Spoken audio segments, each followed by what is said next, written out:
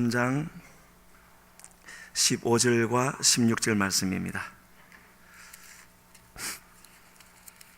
요한복음 3장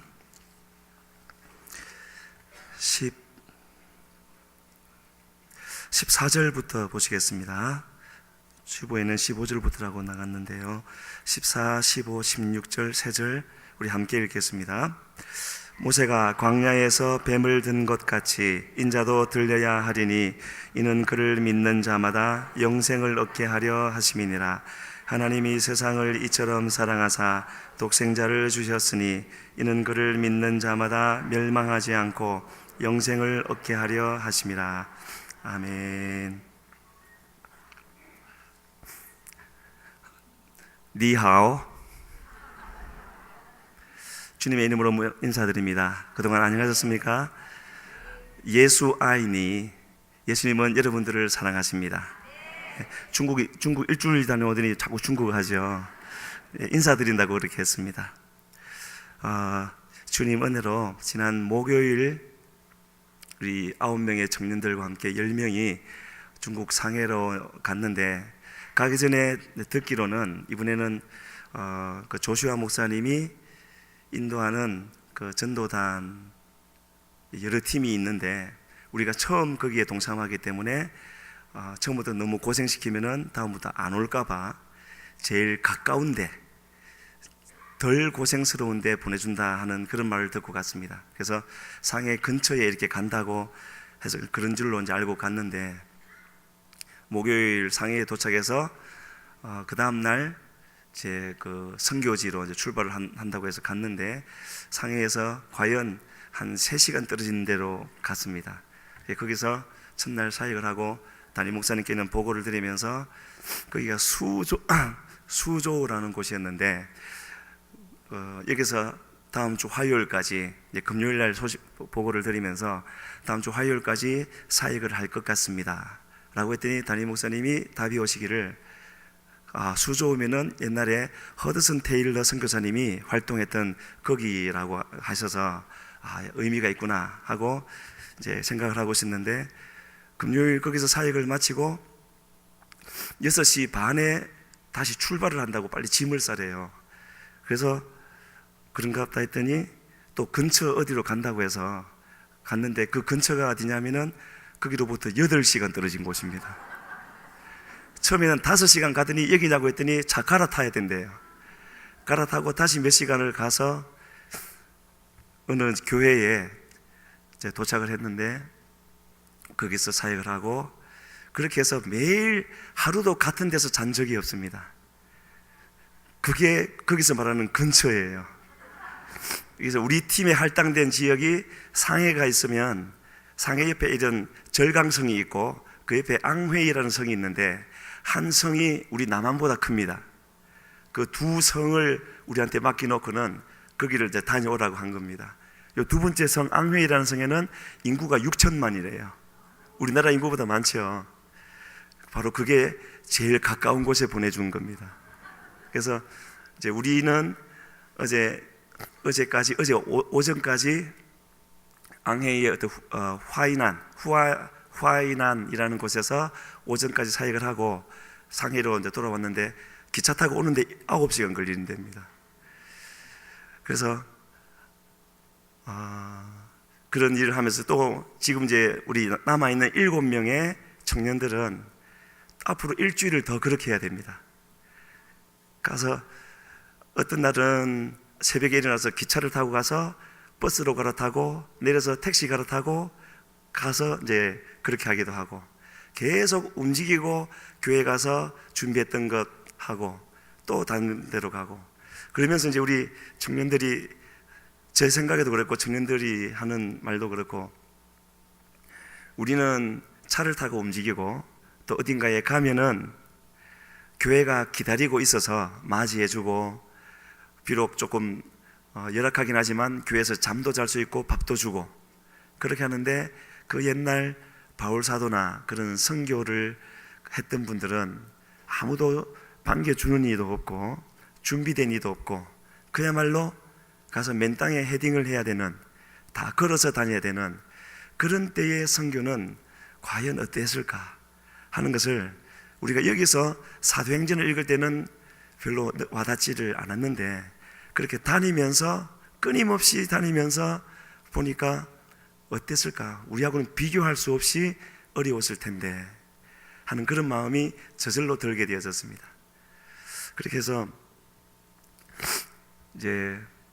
그렇게 보고를 드렸더니 목사님이 우리 교회만이 할 수 있는 일인 것 같다고, 다른 교회 같으면 이제 그렇게 엄두도 못 낼 텐데, 이제 그렇게 다니면서 어제는 밤 11시경에 상해로 돌아와서 비로소 상해에 기다리고 계시는 담임 목사님 만나고 오늘 아침에 바로 공항으로 와서 지금 이제 도착했는데, 원래는 4시 50분에 김해공항에 도착하게 되어 있는데요, 내려서 보니까 5시 40분이에요. 그래서 아이고, 시간 안에 갈 수 있겠나 하고, 저희들은 이제 3명이 돌아왔기 때문에 대중교통을 타고 가야지 하고 있었는데, 또 장로님이, 김승렬 장로님이 일부러 더 공항까지 오셨어요. 얼마나 죄송하고 또 감사한지요. 그래서 정상적으로 제가 운전을 했으면은 아는 길이 막히는 길밖에 없기 때문에 못 왔을 텐데, 이 퇴근 시간에 그 엄청나게 첩첩이 쌓이는 길을 이리저리 피해가지고 이렇게 해서 마침내 가슴 졸이고, 저는 예배 시간 다가오니까요, 마지막에 숨이 안 서져요. 그래가지고 딱 교회 앞에 도착했는데 시간 보니까요 7시 27분입니다 예배 시작 3분 전에 도착해서 바로 사무실 가서 옷 갈아입고 올라왔습니다. 이것만 해도 하나님이 함께 하셨구나, 도와주시는구나 하는 것을 이제 느낄 수가 있었고, 그래서 오늘은 이 말씀 의지해서요, 지금 담임 목사님은 이제 그 일행 2분과 함께 저 남동쪽 끝에 있는 쿤밍이라는 곳으로 가셨습니다. 이제는 한 2시간 전에 도착하셔가지고 거기서 이제 사역을 하실 것 같은데, 그래서 오늘 가셔서 주일날 상해로 다시 돌아오시고, 우리 청년들은 오늘부터 해가지고 어제부터 해서 그 안회라는 곳을 일주일 동안 다음 주 화요일까지 계속 돌다가 다음 주 화요일날 상해로 돌아와서 목사님 만나고 수요일날 다시 함께 들어오실 예정으로 있습니다. 꼭 기억하시고 그렇게 하시겠지만 간절히 더 기도해 주셔서, 겨울이고 우리나라하고 상황이 많이 다릅니다. 그래서 건강할 수 있도록, 그리고 하나님께서 이루시고자 하는 그 모든 뜻들을 이루어드려서 많은 영혼이 구원을 받을 수 있도록, 저희들이 갔던 모든 곳에서 다 그랬던 것은 아닌데 주일 낮에 했던 곳에서는요, 새로운 사람이, 주님을 영접하겠다고 나온 사람이 한 40명 정도가 나왔습니다. 그래서 그 교회에 막 너무 감사했고, 처음에는 안 나오던 사람들이 많이 나오니까 저쪽에서 나오고 말해서 계속 나오시더라고요. 그래서 한 영혼이 천하보다 귀하다고 했는데, 그런 일들이 그 중국에도, 또 가장 중요한 것은 우리 교회를 통해서, 더 중요한 것은 우리 각자를 통해서 하나님이 우리를 통로로 쓰실 수 있도록 그렇게 준비될 수 있는 우리 모두가 되어야 될 줄로 믿습니다. 그래서 오늘은 이 말씀 요한복음 3장 14절로 16절 잘 아시는 말씀이지만, 지난 월요일에는요 일정이 없이 갑자기 저보고 설교를 하라 그래서 거기서요, 그래서 이 구절 가지고 아주 짧게 하고 싶은 대로 이제 못하죠. 영어로 해야 되니까요. 그래서 이제 그렇게 또 했는데, 오늘 이 말씀을 의지해서 여러 가지 의미를 생각해 볼 수가 있겠지만, 그렇게 선교 여행을 하면서 그런 생각이 들었습니다. 나는 왜 여기에 있는가? 이제 중국 땅이에요. 왜 여기 와서 내 돈 내고 우리 청년들, 그러니까 자기 돈 내고 와서 그렇게 힘들게 하고 있고, 또 저희만 간 게 아니라 거기 한 14명 정도의 중국 청년들, 신학교 학생들입니다. 어린 사람은 17살부터, 그 중에 나이가 가장 많은 사람이 24살.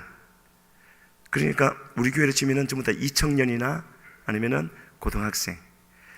그 사람들이 저렇게 고생을 하면서 이렇게 하는가, 여기서 그럼 또 무엇을 하고 있는가, 그런 생각을 하게 되어졌는데, 그 답을 바로 여기에 오늘 이 본문을 가지고 한번 이제 나누고 싶은 마음이 생겨서 이렇게 이제 나누고자 합니다.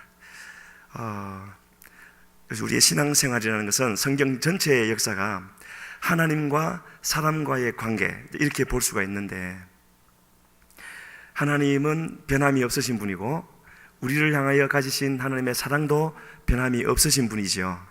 그런데 하나님과 사람과의 관계에는 변화가 몇 번 있어 왔습니다. 많이 있었지만 크게 성경 전체를 볼 때에 크게 변했던 것을 몇 군데 보게 되면 가장 첫 번째가 어디겠습니까? 가장 비극적이고 가장 첫 번째였던 그 관계의 변화는 범죄할 그때였겠지요. 창세기 3장에서. 그래서 그 범죄함으로 이 땅에서는 모든 것이 변했는데, 마치 아주 먹장구름이 끼고 비가 내리고 바람이 불고 홍수가 나고 하는 것처럼 이 땅의 상황은 모든 것이 바뀌어버렸지만, 그 구름 위에 태양은 여전히 똑같이 전혀 변함이 없이 비추는 것처럼 하나님은 여전하신데, 뭔가가 가로막혀서 하나님과 사람과의 관계에는 큰 변화가 오게 되어진, 바로 그때가 첫 번째 변화라 하는 것을 생각해 볼 수가 있겠고, 두 번째 변화는 어디쯤으로 볼 수 있겠습니까?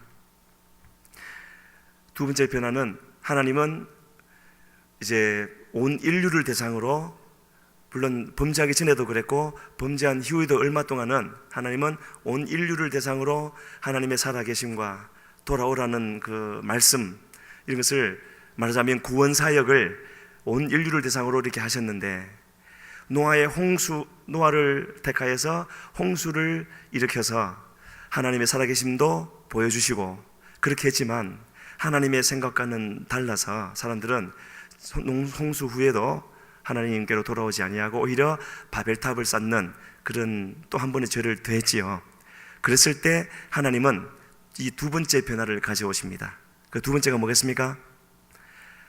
한 사람을 부르시고 그 사람을 바꾸시고 변화시키셔서 그 사람을 보내심으로 하나님의 사역을 하시는 거였습니다. 바로 그 부분이 하나님과 우리와의 관계가 시작되어지는 바로 그 부분이 되어집니다. 그렇지 아니하였다면 하나님은 여기에 있는 저를 포함해서 모든 사람에게 개인적으로 찾아와 주셔서 하나님이 살아계시다라는 것과 우리를 사랑하신다라는 것, 그리고 우리를 구원하신 후에는 하나님의 백성으로서의 삶을 살고 하나님의 백성에 합당한 삶을 살 때 우리를 도구 삼아서 하나님의 하시고자 하는 구원 사역을 이루시고자 한다는 그 하나님의 뜻을 우리가 알 수가 없는 것입니다. 하나님은 그 모든 것을 우리로 알게 하시기 위하여서 그렇게 찾아오신 것이었고, 그 찾아오신 첫 번째가 아브라함을 찾아가신 것이었죠. 그래서 그때부터 하나님은 이 세상 모든 것에 모든 사람의 하나님이시지만 우리 각자의 하나님, 나만의 하나님이 되어주시고 나만 사랑하시는 것 같이 느껴질 정도로 사랑해 주시는 그런 하나님이 되어주셔서 바로 오늘 우리가 이 자리에 있게 해주신 그런 주님의 은혜인 것을 우리가 알 수가 있습니다.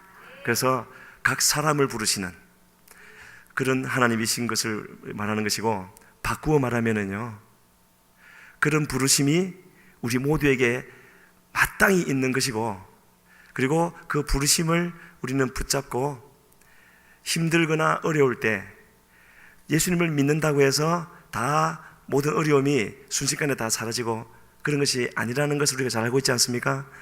어쩌면 예수님을 믿기 때문에 믿지 않을 때 없었던 그런 어려움이 더 생기는 것이 더 일반적인 경우라고 할 수가 있는데, 바로 그럴 때에 하나님은 우리 각자를 찾아와 주셔서 만나 주셨던, 우리 각자에게 주셨던 그 부르심, 내가 너와 함께 하고 있고 내가 너를 이곳에 세워서 또 저곳에 세워서 너를 그렇게 쓰기를 원하신다라고 우리 마음속에 분명히 새겨 주셨던 그 부르심이 우리에게 있는 것이고, 그 부르심을 우리는 붙잡음으로 우리에게 다가오는 그런 어려움들을 이겨나갈 수가 있고 넘어갈 수가 있는 것이고, 그리고 뒤돌아보면은 그 모든 것 가운데 주님이 우리와 함께 하셔서 지켜주셨구나 하는 그런 고백을 할 수가 있는 것이고, 그런 고백이 곧 우리의 증인으로서의 삶을 사는 것이고, 그런 증인의 삶을 살게 되어질 때 하나님은 우리를 통하여서 우리에게 주신 바로 그 은혜를 우리를 통하여서 또 흘러가게 하시는 것이고, 또 나로 만나게 하는 사람들을 주님께로 나오게 하는 그런 일을 이루시는 바로 그 하나님인 것을 보게 되어집니다. 그래서 하나님은 처음부터요,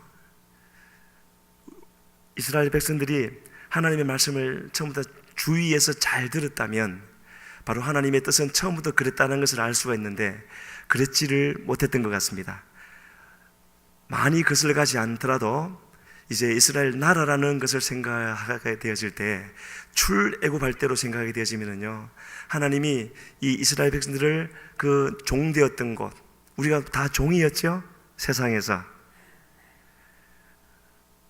옛날 하인처럼 신분의 종이 아니라 뭔가에 매여 있었고 자유하지 못하고 하는 그런 종들이었지 않습니까? 그런 자리에 있을 때 하나님은 불러내어 주셨죠. 불러내어 주시고는 가장 먼저 뭐라고 말씀하셨습니까? 하나님 첫 번째 그들과 세우신 언약이 출애굽기 19장 5절 6절에 보게 되어지면 하나님이 이렇게 시작을 하십니다. 온 세계가 다 내게 속하였나니. 꼭 어디하고 저기 나오지? 한번 읽을까요? 세계가 다 내게 속하였나니 너희가 내 말을 잘 듣고 내 언약을 지키면 너희는 모든 민족 중에서 내 소유가 되겠고 너희가 내게 대하여 제사장 나라가 되며 거룩한 백성이 되리라. 너는 이 말을 이스라엘 자손에게 전할지니라. 마태복음 28장 19절 20절 되나요? 이 두 말씀이 똑같은 말씀입니다. 거기서 온 세계가 다 내게 속하였나니, 이 말은 28장 19절에 나오는, 저기 같이 읽겠습니다. 그러므로 너희는 가서 모든 민족을 제사로 삼아 아버지와 아들과 성령의 이름으로 세례를 베풀고 내가 너희에게 분부한 모든 것을 가르쳐 지키게 하라. 못되어다 내가 세상 끝날까지 너희와 항상. 18절 볼 수 있을까요? 18절요, 그 앞에. 그래서 거기에 보면은 아까 출애굽기에서는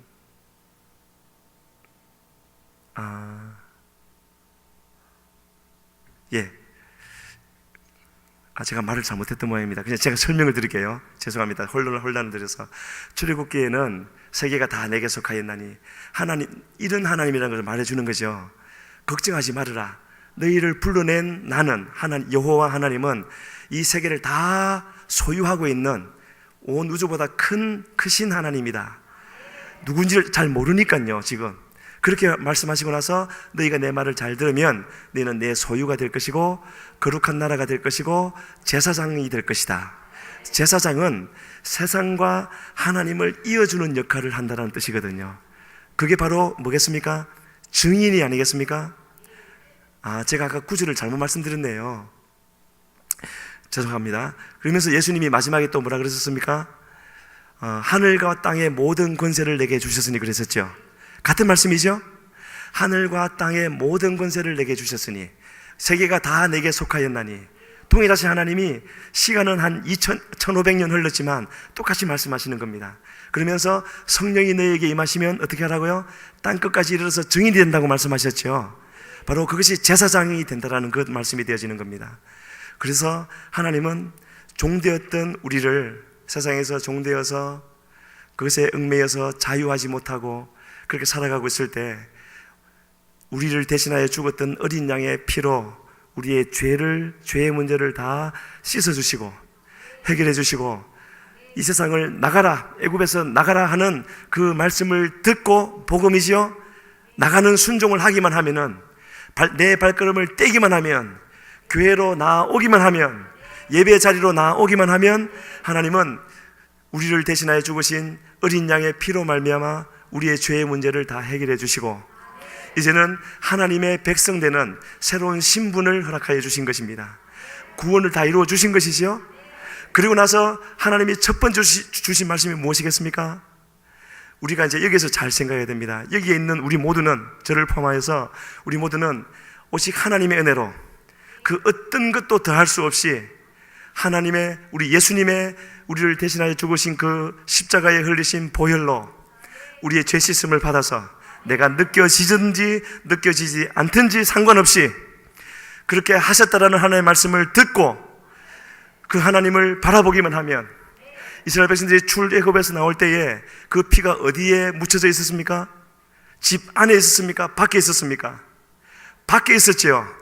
죽음의 신이 지나갈 때 보는 것은 바로 집 밖에 있는 그 피였고, 집 안에 있는 우리는 그 피를 볼 수가 없습니다. 그래서 내가 믿어지든지 믿어지지 않든지, 내 눈에 뭔가가 증거가 보이든지 보이지 않든지, 그것이 중요한 것이 아니라 하나님의 보내신 사자가, 심판자가 주에 흘리신 그 피를 우리가 가는 곳에 발려져 있는, 묻혀져 있는, 우리가 믿을 때에 우리 육신에 묻혀져 있는 그 피를 하나님이 보시기만 하면 죽음이 우리를 물러가게 되어지고, 우리는 세상에서 나와서 하나님의 백성이 되어진다는 것을 말씀하고 있습니다. 그렇게 하나님의 백성된 우리에게 하나님은 아까 우리가 보았던 출애굽기 19장 5절로 6절에서 뭐라고 말씀하십니까? 그런 하나님이라고 말씀하시면서, 너희가 내 말을 잘 듣고 잘 들으면 구원받는다고 하셨습니까? 이미 구원받은 그들에게 하시는 말씀입니다. 내 말을, 주님의 말씀에 귀를 기울이고 순종하면, 그 말은 곧 무슨 뜻이겠습니까? 하나님은 살아계시고 늘 구원받은 우리와 함께 하시면서 우리의 발걸음을 매일같이 매 순간마다 인도하신다는 말씀이겠지요.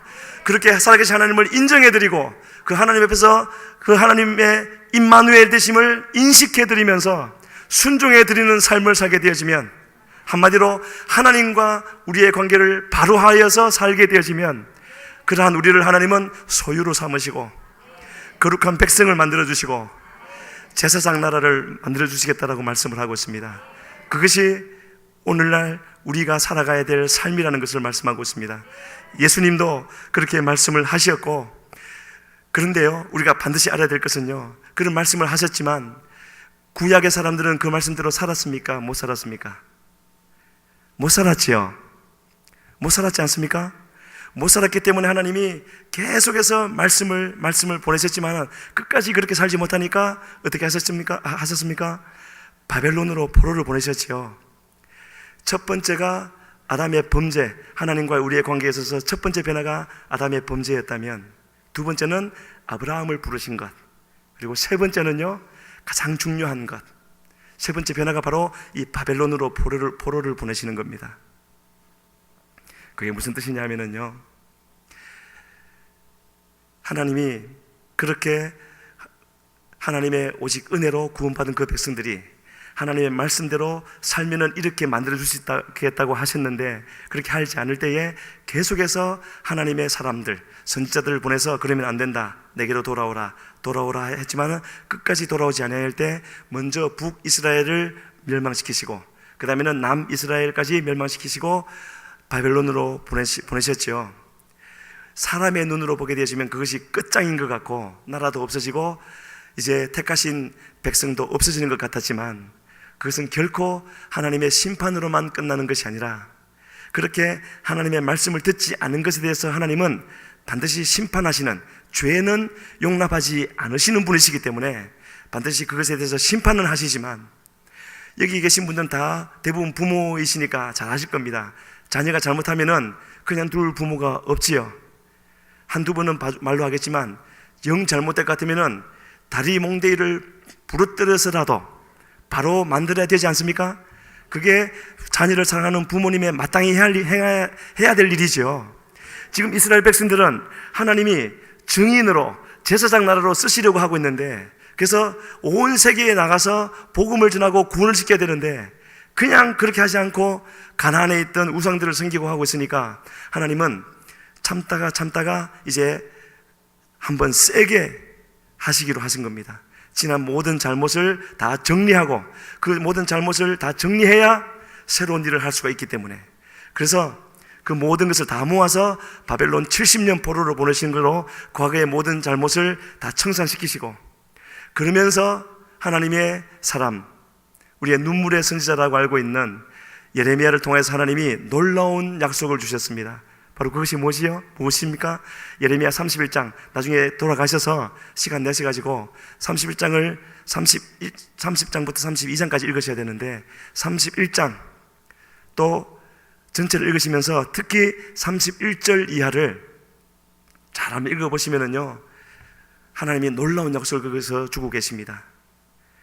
우리가 하나님의 백성이었지만, 역사의 주관자는 하나님이시지만, 오히려 우리는 우리 때문에 하나님의 신부라고 여겨주신, 우리에게는 아무 힘도 없는 우리 때문에 그 언약이 파괴되어져서 하나님은 버리신다라고 하면서 하나님은 새 언약을 주신다라고 말씀하고 있습니다. 벌써 찾았네요. 말씀이 가장 좋은 부분이니까 우리 같이 한번 31절부터 34절까지 우리 읽고 계속 말씀 나누도록 하겠습니다. 시작. 여호와의 말씀이니라. 보라, 날이 이르리니 내가 이스라엘 집과 유다 집에 새 언약을 맺으리라. 이 언약은 내가 그들의 조상들의 손을 잡고 애굽 땅에서 인도하여 내던 날에 맺은 것과 같이 아니할 것은, 내가 그들의 남편이 되었어도 그들이 내 언약을 깨뜨렸음이라. 여호와의 말씀이니라. 그러나 그날 후에 내가 이스라엘 집과 맺을 언약은 이러하니 곧 내가 나의 법을 그들의 속에 두며 그들의 마음에 기록하여 나는 그들의 하나님이 되고 그들은 내 백성이 될 것이라. 여호와의 말씀이니라. 아멘. 일단 여기까지 보겠습니다. 이 글자 좀 놔두십시오. 성경 구절을요. 32절까지는 심판하를 말씀하셨죠. 바벨론 포로를 보내신. 33절에 뭐라고 되어져 있습니까? 그러나 하나님의 새로운 일이 시작되는 것이죠. 그날 후에, 심판하신 후에를 말합니다. 심판으로 끝나는 것이 아니라 새 언약을 주시는데 어떤 내용이 어떻게 되지요? 내가 나의 법을, 하나님의 법을 그들의 어디에 둔다고요? 속에 둔다고 말씀하고 있죠. 그리고 그들의 마음에 기록한다고 말씀하고 있죠. 하나님의 새 언약은 전혀 다른 내용의 다른 언약을 주신다는 말씀이 아닙니다.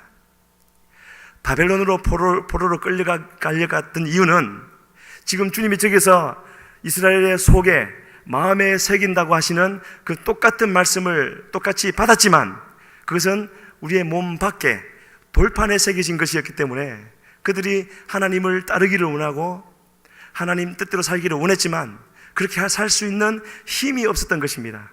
마치 우리가 교회를 나오지만, 예수님을 믿고자 하지만 아직 어느 때가 되지 못하여서 잘 나가지를 못하고 말씀대로 살지 못하고 범죄하게 되어지고 하는, 바로 그때처럼요. 우리의 모습입니다. 그렇게 살고 있는 그들을 하나님은 그 잘못한 것에 대해서는 벌을 하시는데, 완전히 버리시는 것이 아니라 그렇게 될 수밖에 없다는 것을 아시기 때문에, 그리고 하나님이 창세기부터 이후로 주신 모든 그 약속들의 실체는, 실제로 이루어지는 것은 언제이기 때문에요? 예수님이 오심으로 이루어지는 것이 아니겠습니까? 하나님의 모든 약속의 실현은 예수님이 오심으로 이루어지는 것입니다. 그래서 저기서 말씀을, 법을 속에 두며 마음에 기록하게 되어지는데, 그때서야 비로소 나는 그들의 하나님이 되고 그들은 내 백성이 될 것이다. 이것은 주님이 출애굽시키면서부터 저 때까지 수없이 하신 말씀입니다. 그런데 되지 못했지만 하나님의 말씀이 우리 속에 새겨지고 우리의 마음에 기록되게 되어질 때에 비로소 우리와 하나님의 관계, 그 이전에 하나님의 백성이 아니라는 것이 아니라 구원시켜 놓은 후에 우리의 모든 죄에 속한 것들을 다 씻어버리시고, 쉽게 생각해서 바울 사도처럼, 베드로 사도처럼, 많은 믿음의 선진들처럼 이전에는 나를 위하여 살았고 세상 속에서 살았고 세상 것을 구하여 살았지만, 이제는 하나님을 위하여 살게 되어지고 하나님을 전하면서 사는 삶을 살게 되어지는 그런 사람을 만드는 그 상태를 두고 그들은 내 백성이 되어지고 나는 그들의 하나님이 되어질 것이다. 그 말씀을 주고 계시는 것입니다. 그리고 그럼 저 일은 언제 되어질 수 있다는 것이겠습니까? 34절 같이 읽겠습니다. 그들이 다시는 각기 이웃과 형제를 가리켜 이르기를 너는 여호와를 알라 하지 아니하리니 이는 작은 자로부터 큰 자까지 다 나를 알기 때문이라. 내가 그들의 악행을 사하고 다시는 그 죄를 기억하지 아니하리라. 여호와의 말씀이니라. 여기서 둘째 줄의 끝에 보면 뭐라고 되어 있습니까? 너는 여호와를 알라 하지 아니하리니 이는 작은 자로부터 큰 자까지 다 나를 알기 때문이라. 하나님의 새 언약이 이루어지게 되어지면, 하나님의 말씀이 우리 심령 속에 새겨지면, 이제는 누가 성경 공부를 해서 가르치지 아니하여도 이렇게 예배 시간에 모여서 설교를 듣지 아니하여도 우리의 심령에서부터 작은 자로부터 큰 자까지 이 땅에 사는 모든 사람들이 다 하나님을 알게 되어진다라고 말하고 있습니다. 예수님이 하신 말씀 어디에 해당되어지지요? 성령께서 오시면 모든 것을 생각나게 하실 것이고 진리 가운데로 인도해 주실 것이고, 주님이 하나님 안에 있고 하나님이 주님 안에 있고 우리가 주님 안에 있고 주님이 우리 안에 있는 그것을 깨닫게 해주신다고 말씀하고 있지 않습니까? 바로 그 일이 이루어질 것이라고 말씀하고 있고, 그래서 우리가 하나님을 알게 되어지면 바로 그때서는 이제 우리가 하나님의 백성으로서 삶을 살게 되어진다라고 말을 하고 있습니다. 이것이 주님께서 이루어 주실 새 언약이고 우리가 붙잡아야 될 새 언약이고, 우리 속에 지금 오늘 이 시간에도 내일에도 반드시 이루어져야 될 그 새 언약이 되어지는 겁니다. 우리는 기도할 때 무엇을 구하고 있습니까? 우리의 기도, 마음의 소원은 무엇입니까? 하나님을 아는 것입니까? 하나님을 더 알기를 원하십니까? 그렇다면 이 말씀에 의지해서 하나님을 더 알기를 원하지만 나의 지혜로는, 내 육신의 모습으로는 알고자 하여도 알 수가 없습니다.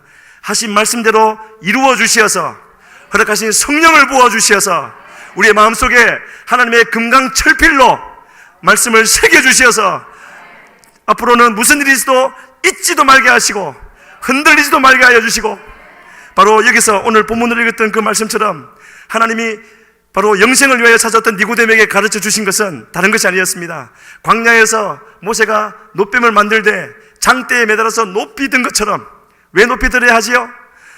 어떤 자리에 있든지 어떤 상황에 있든지 눈을 들기만 하면 볼 수 있도록, 누구든지 믿음을 가지고 주님을 바라보기만 하면 그 십자가를 볼 수 있도록 하기 위해서 높이 들라고 하셨습니다.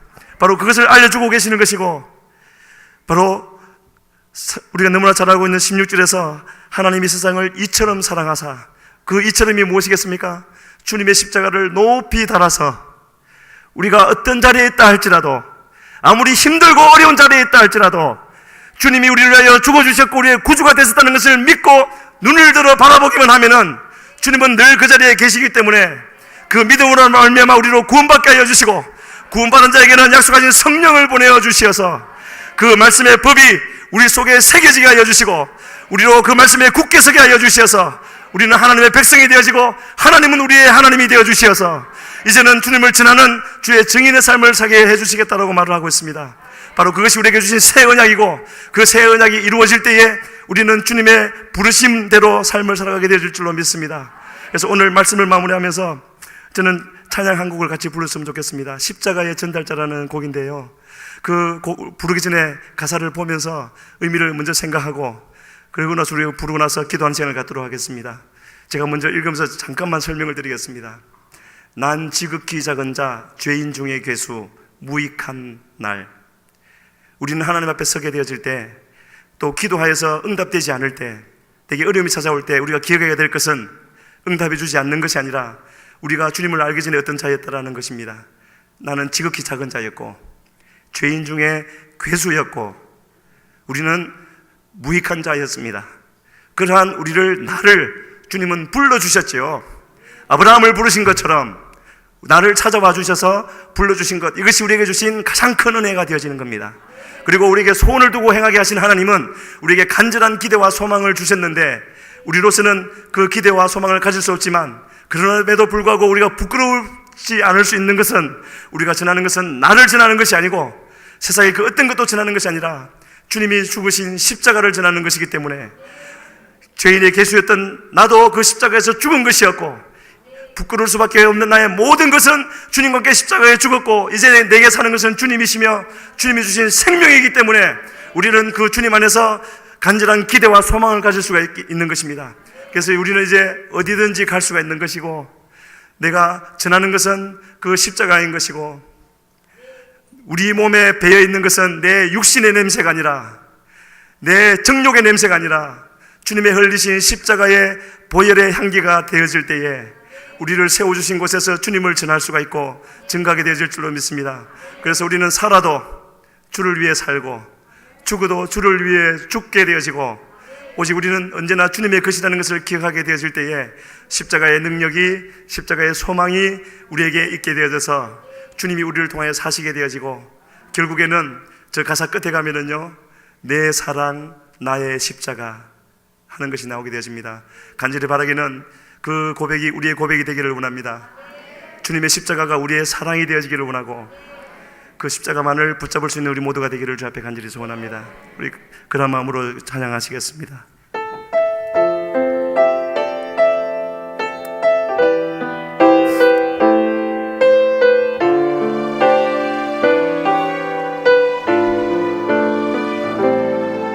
지극히 작은 자 죄인 중에 괴수 무익한 날 부르셔서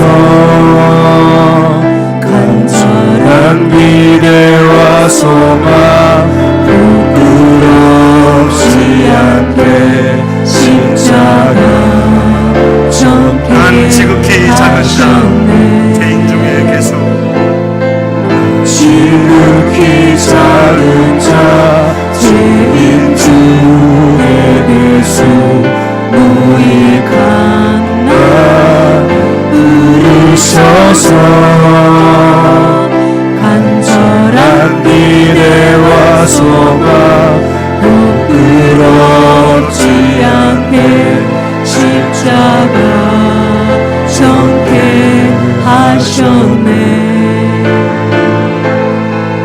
어디든지 가리라 주 위에 서라면 나는 전하리 그 십자가 내 몸에 된 십자가 그 보혈의 향기 온 세상 채울 때까지 살아도 주를 위해 죽어도 주를 위해 사나 주구나 난 주의 것 십자가의 능력 십자가의 소망 내 앞에 주마 사시는 살아도 주를 위해 죽어도 주를 위해 살아 주구나 난 주의 것 십자가의 능력 십자가의 소망 내 앞에 주마 사시는 것 난 지극히 작은 자 죄인 중에 괴수 무익한 날 부르셔서 간절한 기대와 소망 부끄럽지 않게 십자가 정케 하셨네. 내 사랑 나의 십자가 내 사랑 나의 십자가 내 사랑 나의 십자가.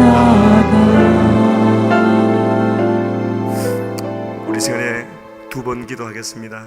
먼저는 중국 군민의 선교 사역 나가 계신 우리 목사님 하나님 붙잡아 주시옵소서.